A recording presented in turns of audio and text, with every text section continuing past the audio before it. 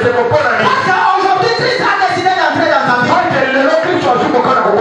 Il décide d'enlever tout ce que le diable a amené chez toi. Il décide de donner la solution au nom de Jésus-Christ. Amen, l'église. La deuxième action que Christ a faite, il a chassé tous les vendeurs et tous les acheteurs. Parce que quand je suis en train de lire ma Bible, j'ai compris une chose. Si je suis dans le temple en train de vendre, c'est-à-dire toi tu vas avoir un acheteur devant moi. Mais si Christ vient pour me chasser, à un moment son fouet peut aller même attraper celui qui a acheté. Parce que ce ne sont pas toujours les vendeurs qui se mêlent des autres. C'était devenu un marché mais au temple. Prenons l'exemple si vous êtes au grand marché. Un seul vendeur peut avoir plusieurs acheteurs. Et par moment tu peux avoir des articles que les autres n'en ont pas. Tu verras que tu vas créer la rareté mais au sein du temple. C'est ta table qui va commencer à attirer tous les acheteurs qui viennent. Et j'imagine les bruits qu'il y avait dans le temple. Et j'imagine tout ce qui se passait dans le parvis du temple. J'imagine l'embouteillage qui était au temple. C'est la raison pour laquelle Christ avait décidé de remettre de l'ordre. Il a commencé à chasser tous les vendeurs et acheteurs. La Bible dit qu'il les a chassés tous dans le temple. J'ai compris qu'il a chassé les hommes et les animaux. Parce que quand il a fabriqué le fouet, il a commencé par fouetter le bœuf. Et il a fouetté toutes les brebis. Par la suite, il a commencé à chasser le vendeur des acheteurs. C'est-à-dire c'était les hommes et tous ces animaux. C'est la raison pour laquelle, bien aimé, je suis en train de te révéler une chose. Tu vois la souffrance que tu as dit. Ce n'est pas le problème des histoires qu'on t'a imposées. Ce n'est pas même le problème de cette souffrance. Mais le véritable problème, c'est celui qui a décidé d'amener cette souffrance.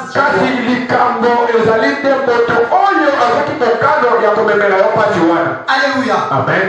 Qui est celui qui t'a toujours attiré le malheur? Tu veux que chaque fois que toi tu puisses toujours pleurer. Parce que tu es innocent. Il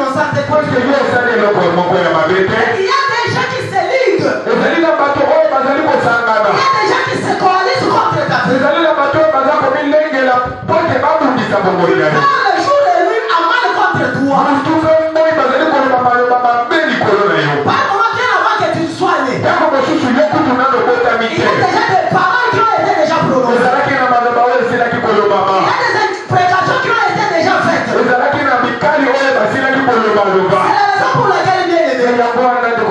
Christ a décidé aujourd'hui de venir chasser tout celui qui a assiégé ta vie. La souffrance dans ta vie. Ça signifie quoi? Christ était en train de chasser tous les esprits vivants.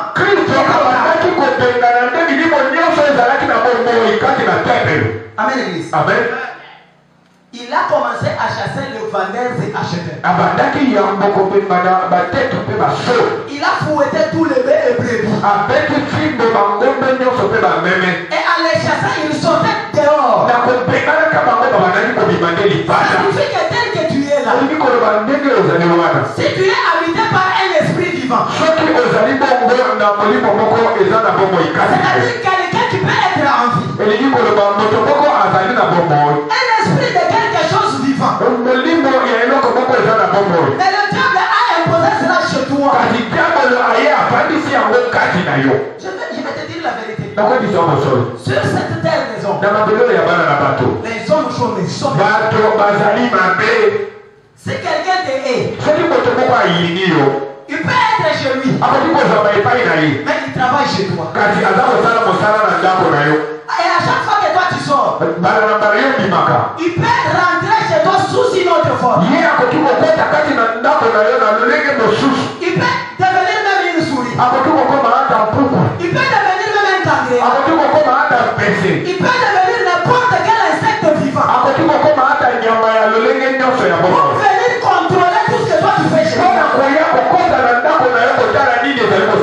C'est la raison pour laquelle quand on fait des délivrances,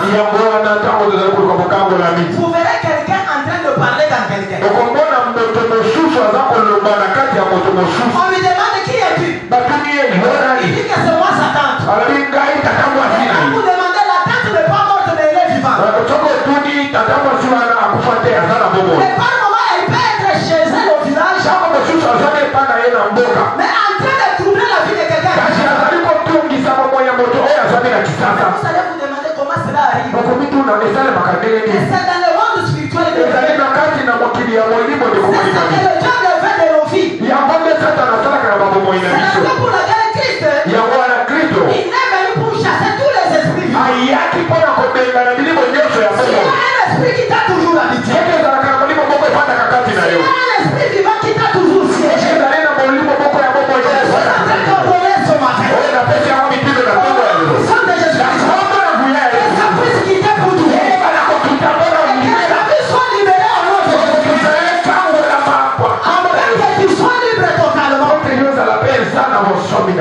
Amen, l'église. Amen.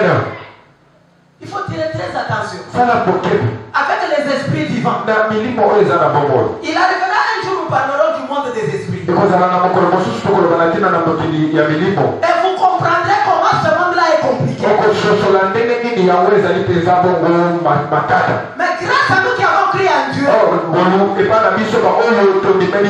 parce qu'il est aussi esprit,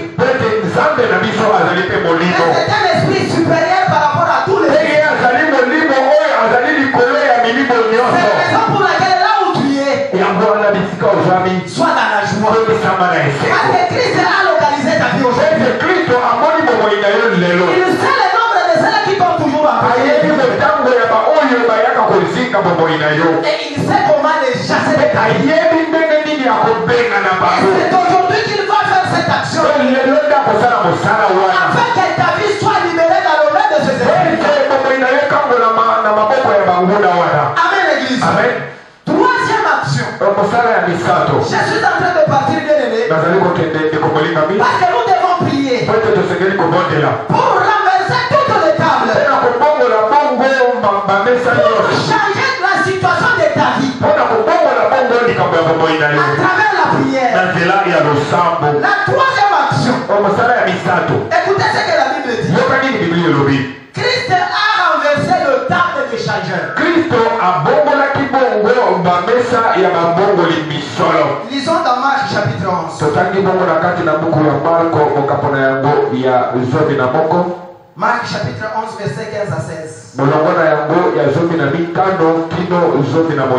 La Bible nous dit ceci. Ils arrivèrent à Jérusalem. Et Jésus entra dans le temple. Il s'est mis à chasser ceux qui vendaient et qui achetaient dans le temple.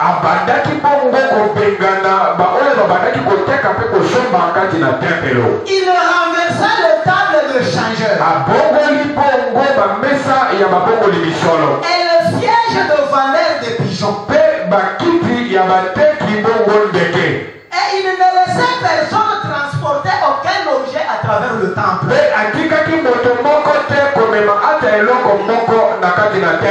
que nous pouvons acclamer pour le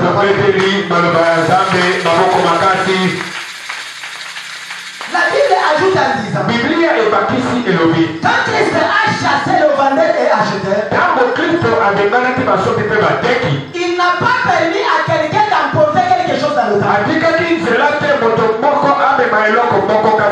a renversé toutes les tables des changeurs.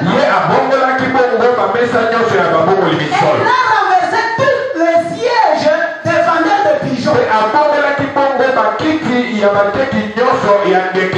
Bien-aimé dans le Seigneur, je ne sais pas qui t'a changé la vie. Qui a fait l'échange de ta vie? Qui a imposé cette souffrance? Je ne sais pas qui t'a attiré ce malheur. Mais je te présente quelqu'un. Il est en mesure de faire tomber cette autorité. Il sait troubler la situation de celui qui te trouble. Jésus-Christ de Nazareth. Qu'il puisse entrer dans ton cœur aujourd'hui. Afin de renverser la situation de ta vie. Est-ce que je suis en train de te parler? Si tu as été frappé par la souffrance, reçois le bonheur de Dieu en lui. Si ta vie a été imposée par la malédiction, change ta malédiction en bénédiction. Si on t'avait imposé la stérilité, l'esprit de procréation, si tu as été frappé par la maladie incurable, tu as pris les médicaments sans solution. La guérison ce matin, on a Amen l'église. Il dit il a renversé les tables. Et nous avons dit que le renversement bien aimé, c'est cette action-là d'inverser. Cette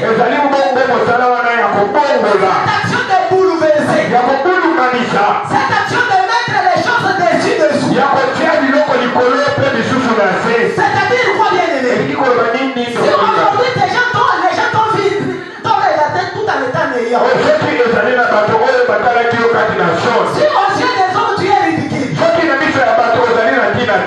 yeux des hommes tu es médiocre. Je t'assure que Christ décide ce matin de renverser cette situation. Ah, je n'ai pas entendu toi. Cette situation que tu vis aujourd'hui. Et il a pas bien aimé dans les Seigneurs. Celui qui a décidé d'entrer chez toi, il est plus fort que le vendeur qui chante. De renverser la situation de ta vie.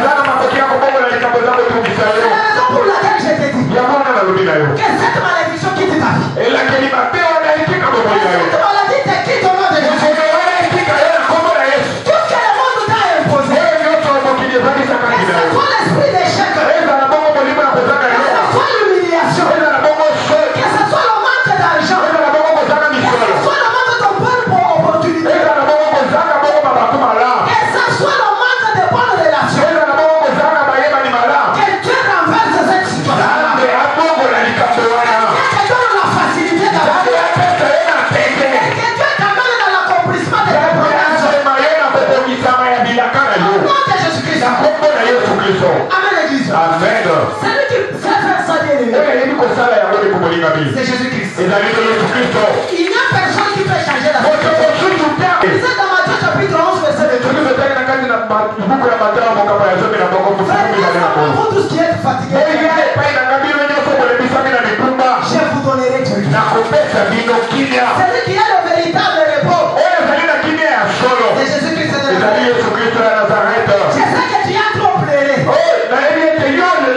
Je sais qu'on t'a beaucoup dérangé dans la vie. Par un moment tu te poses des questions, est-ce que Dieu me connaît ou bien ne me connaît pas? Mais je t'assure qu'il ne te connaît pas. C'est la raison pour laquelle il dit que tu es soldat. Celui qui décidera de te détruire, Christ le détruira avant que tu. C'est la raison pour laquelle il vient changer la situation. Bien-aimé dans le Seigneur, j'ai lu dans la Bible l'histoire des Gédéons. Dieu l'a appelé vaillant héros. Et sans que Gédéon ne puisse se battre,